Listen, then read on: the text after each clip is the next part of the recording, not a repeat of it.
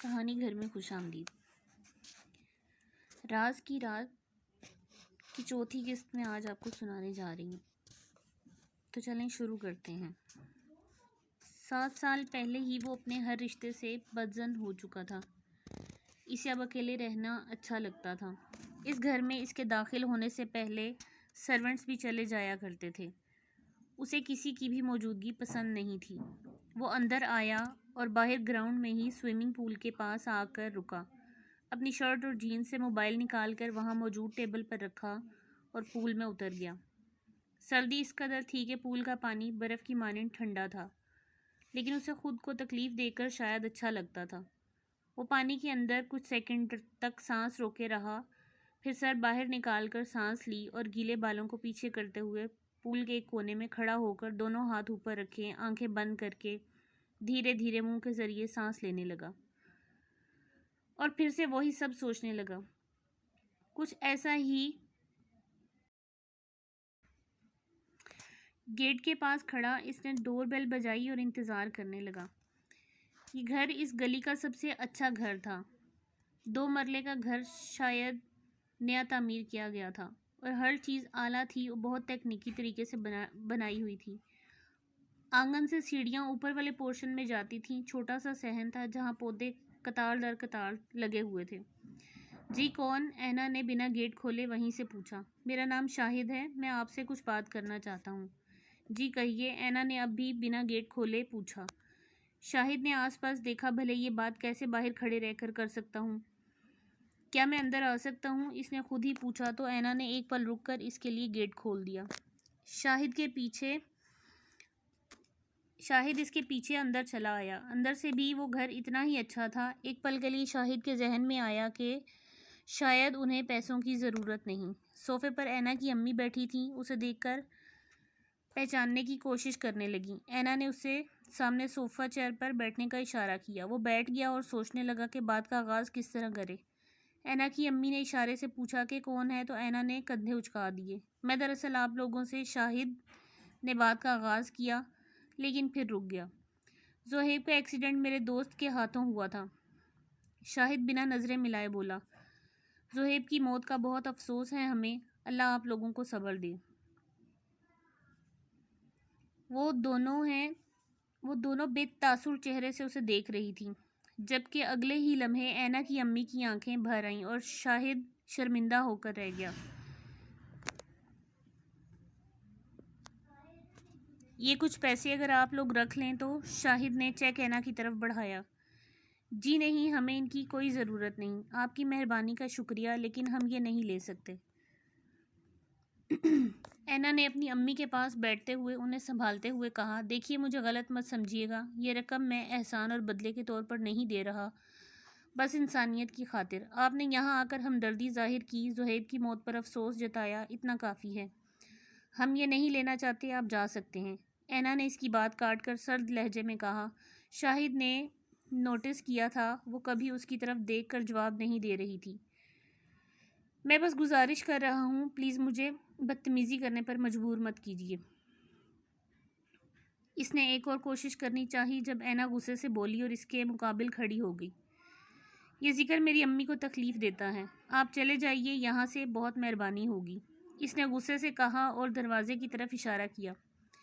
شاہد اپنی جگہ سے اٹھ گیا۔ ہو سکے تو معاف کر دیجیے گا، اس نے یہ سب جان بوجھ کر نہیں کیا، وہ اپنی غلطی کے لیے شرمندہ ہے۔ یہ معافی خریدنے آئے ہیں؟ وہ سمجھتا ہے اس نے جو گناہ کیا ہے اس رقم سے وہ دھل جائے گا؟ اینا نے پہلی دفعہ اسے غصے سے دیکھ کر جواب دیا۔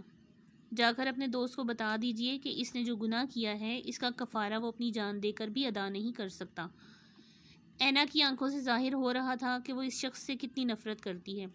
اس نے جان بوجھ کر یہ سب نہیں کیا، وہ ایک ایکسیڈنٹ تھا، اس کی خود کی جان خطرے میں تھی، پھر بھی وہ اپنی غلطی پر پشیمان ہے، اسے احساس ہے کہ اس سے غلطی ہوئی ہے، اسی لیے وہ آپ لوگوں سے معافی مانگنا چاہتا ہے۔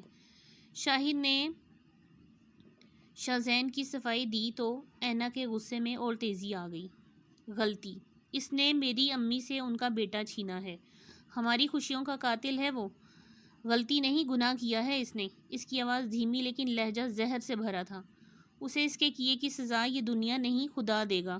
زہیب کو تو اس نے صرف ایک بار مارا تھا، لیکن وہ ہر روز ایک نئی موت مرے گا، بلکہ موت سے بھی زیادہ بری زندگی جیے گا وہ۔ اس کی آنکھیں بھرنے لگی تھیں۔ اس نے اپنی امی کی طرف دیکھا، جن میں شاید ہر احساس ختم ہو چکا تھا۔ خاموش سر جھکائے رو رہی تھیں۔ جتنا اس نے میری امی کو تڑپایا ہے، اتنا وہ خود بھی تڑپے گا۔ جیسے میری امی ہر روز رو رہی ہیں، وہ بھی ساری زندگی روتا رہے گا۔ دنیا کی ساری دولت کما کر بھی سکون کے لیے ترسے گا وہ، لیکن سکون نصیب نہیں ہوگا اسے۔ اس سے کہنا اپنی دولت سے اپنے لیے قبر خرید لیں، کیونکہ بہت جلد اس دنیا میں کہیں سانس نہیں لے پائے گا وہ۔ اینا اسے نفرت بھری نظروں سے دیکھتے ہوئے بولی، اور شاہد اس کے آنسو دیکھ کر کچھ کہہ نہیں پایا، حالانکہ اس بات پر اسے غصہ آ رہا تھا۔ اینا اپنی امی کے پاس بیٹھتے ہوئے انہیں چپ کروانے لگی، پھر کچھ یاد آنے پر اس کی طرف دیکھا جو دروازے کی طرف بڑھ رہا تھا۔ آپ اس کے میسنجر بن کر اس کے گناہ کو دھونے آئے ہیں نا، تو میرا ایک پیغام بھی اس تک پہنچا دیجیے گا کہ ہمیں اس کی بھیک کی ضرورت نہیں ہے، بلکہ اب وہ خدا سے اپنے لیے بھیک مانگے، کیونکہ مجھے یقین ہے میری امی کے آنسو اسے بہت جلد تباہ کرنے والے ہیں۔ شاہد نے اس کی بات سنی، لیکن بنا پلٹے باہر نکل گیا۔ اس نے فون کان سے لگا کر شاہزین کو مخاطب کرنے کی کوشش کی، لیکن اس نے کوئی جواب نہیں دیا، تو فون بند کر کے گاڑی اس کے گھر کے راستے پر ڈال دی۔ وہ فون بند ہونے کے بعد بھی کان سے لگائے رہا۔ اسے یقین نہیں ہوا کہ وہ لڑکی اس سے اس قدر نفرت کر سکتی ہے، جس کی وجہ سے وہ اتنا بے چین ہے۔ شاہد کے آواز دینے پر بھی اس نے بات نہیں کی، بس سن ہو کر زمین کو تکتا رہا۔ کچھ دیر بعد فون کان سے ہٹا کر دونوں ہاتھوں میں لیے پیشانی سے لگائے اس کو ایک ایک بات کو سوچنے لگا۔ کتنا زہر تھا اس کے ہر لفظ میں، کتنی نفرت تھی اس کے ہر لہجے میں۔ اس نے جان بوجھ کر تو اسے تکلیف نہیں دی تھی، وہ تو خود تکلیف میں تھا، پھر بھی اس کے لیے پریشان تھا، اور وہ کس طرح اس سے بد دعا دے رہی تھی۔ وہ اپنی جگہ سے اٹھ کر ادھر ادھر گھومتا ہوا اس کی باتوں کو سوچ رہا تھا، اور ہر سیکنڈ کے ساتھ اس کی پیشانی کی رگیں ابھر کر سامنے آنے لگیں۔ اس نے ایک دم سے ہاتھ میں موجود فون کو دیوار پر دے مارا، جو اگلے لمحے کئی ٹکڑوں میں زمین پر پڑا تھا۔ وہ ایسا کیسے کہہ سکتی ہے؟ وہ مجھے اس طرح سے بد دعا کیسے دے سکتی ہے؟ وہ غصے سے دھاڑ کر بولا تھا، اور ڈرائنگ روم کے سامان کو تباہ کرنے لگا۔ اس کی ہمت کیسے ہوئی شاہزین ملک کو یہ سب کہنے کی؟ ہمت کیسے ہوئی اس کی؟ اس نے ٹیبل پر موجود واس اٹھا کر زمین پر مارا۔ اس کا غصہ ہر بار اسی طرح بے چین چیزوں پر نکلتا تھا، بے جان چیزوں پر نکلتا تھا۔ وہ لڑکی مجھے شاہزین ملک کو تباہ کرے گی، شاہزین ملک کو تباہ کرے گی وہ۔ اس نے ایک زوردار ٹھوکر مار کر ٹیبل کو دھکیلا تھا، جو شیشے کے دروازے سے ٹکرا کر اسے توڑ گیا۔ غصے سے اس کی آنکھیں سرخ ہو رہی تھیں، وہ پیشانی پر پسینہ چمکنے لگا۔ اس کی چیخوں کو سن کر بے چین ہوتا رہا، تڑپتا رہا، اور اس نے زور کا ہاتھ مار کر دیوار پر لگی پینٹنگز کو زمین پر نصب کر دیا۔ وہ کیسے میرے لیے اتنا زہر اگل سکتی ہے؟ کیسے؟ وہ غصے سے بڑبڑاتا اس کے بعد ہر چیز کو تباہ کر رہا تھا۔ اسے اپنی پرواہ نہیں تھی کہ اسے کہاں لگ رہی ہے، تکلیف ہو رہی ہے۔ کتنی ہی دیر وہ وحشیوں کی طرح، بیگانہ پاگلوں کی طرح توڑ پھوڑ کرتا رہا۔ شاہد جب اندر آیا تو گھبرا کر اس کی طرف بڑھا۔ شاہزین! اسے پکڑ کر روکنے کی کوشش کی، جبکہ شاہزین کے ہاتھ میں واس تھا۔ شاہزین رک جا، کیا کر رہا ہے؟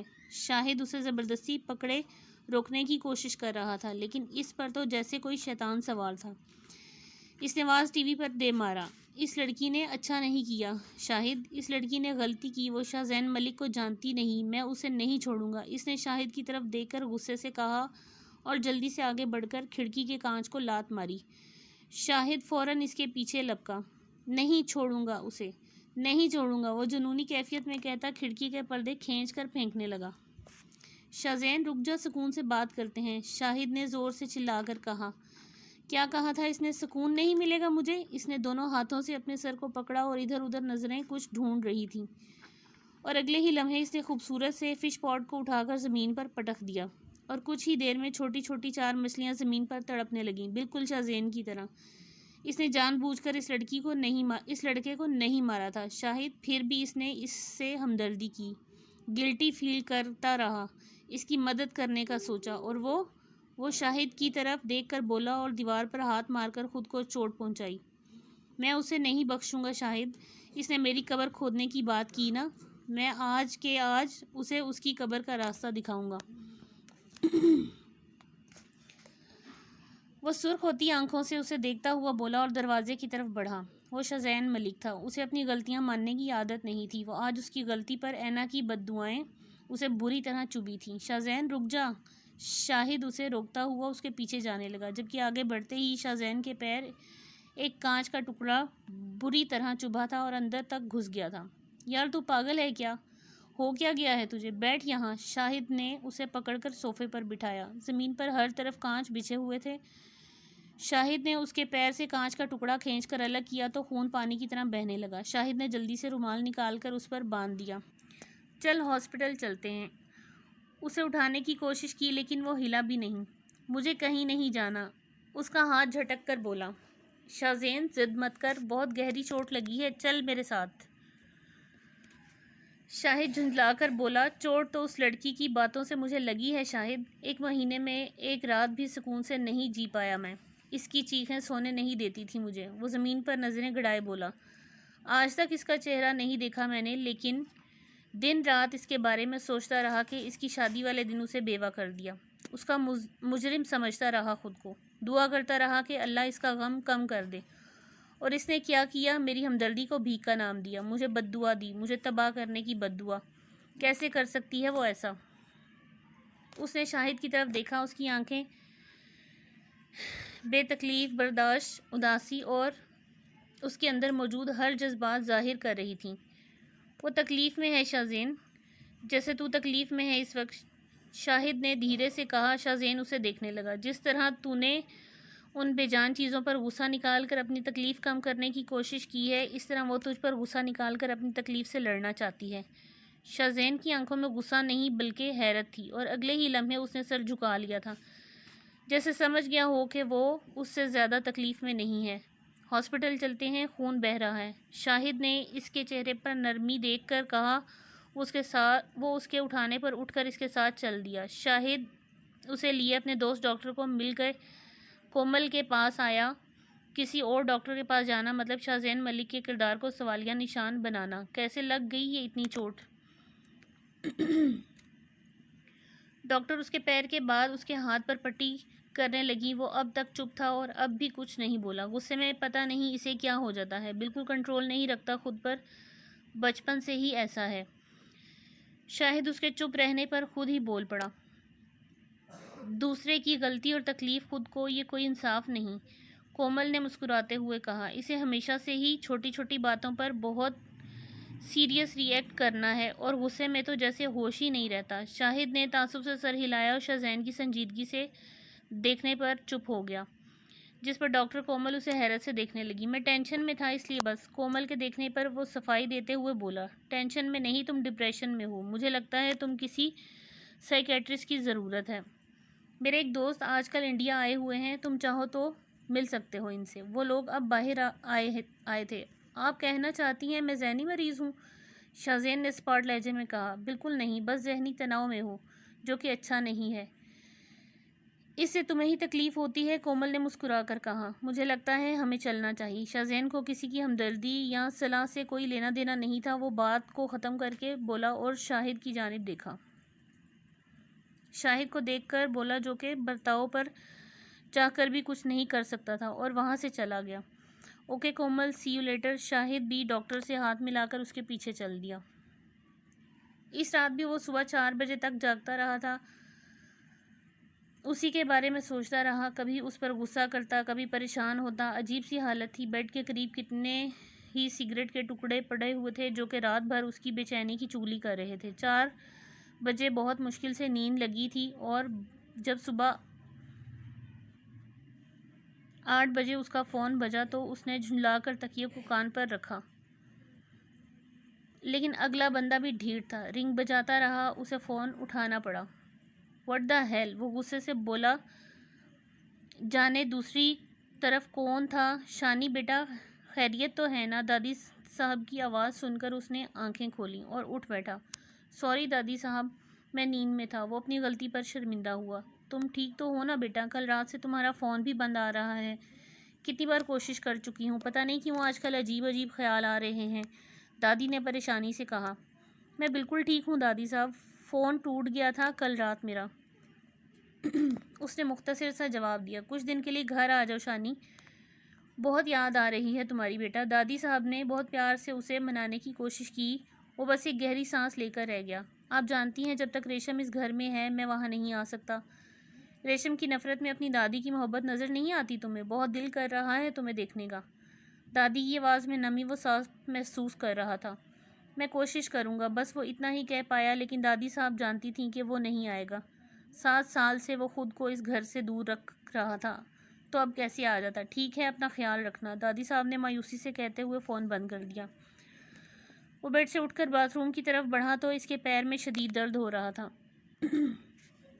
وہ آفس جانے کے لیے تیار ہوا تھا اور شوز پہنتے وقت اس نے پیر سے پٹی کھول کر پھینک دی۔ اس نے پیر سے پٹی کھول تو دی، لیکن پھر زخم تازہ ہونے لگا تھا اور خون بہنے لگا اور درد اب زیادہ محسوس ہو رہا تھا۔ اس نے ڈاکٹر کے پاس جانے کا فیصلہ کیا اور ڈرائیور کو گاڑی نکالنے کا حکم دیا۔